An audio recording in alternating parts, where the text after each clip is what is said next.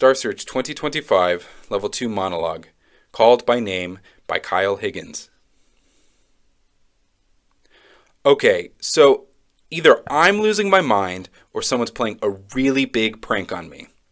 Alright, I'll say it out loud and try to remember it all, and then maybe I can figure this whole thing out.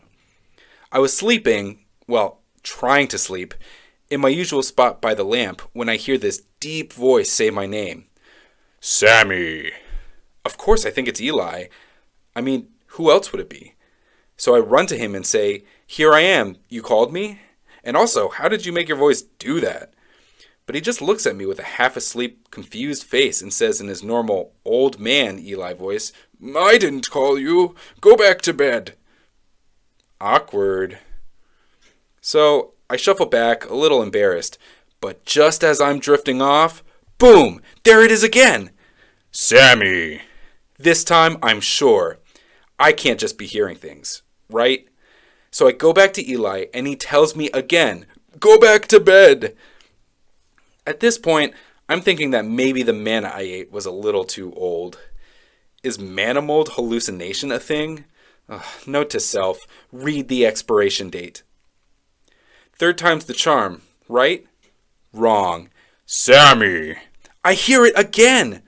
I go to Eli, and before he can send me off, he pauses.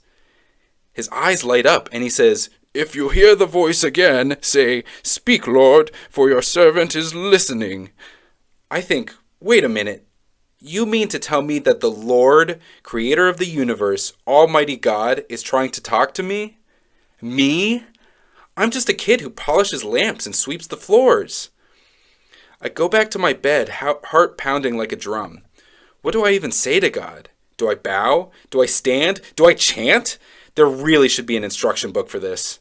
Then it happens again. Sammy! Sammy! This is it. I say, "Speak, for your servant is listening." And then, he speaks. God speaks to me.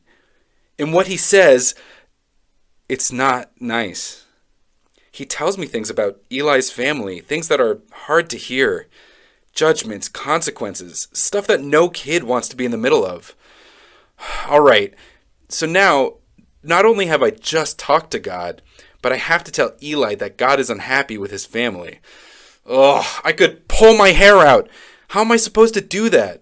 "Oh, hey, Eli, thanks for raising me and all. But by the way, God's got some not-so-great news for you." I feel like a tiny pebble caught between two huge boulders. This isn't fair. I'm only 12 years old. Why is this my responsibility? But then again, God chose to speak to me. Me, out of all people. Maybe he sees something in me that I don't see in myself. Maybe this is important, bigger than being scared. Eli always says, "Serve the Lord with all your heart." Maybe serving him means doing the hard things, the uncomfortable things. All right, God, I hear you.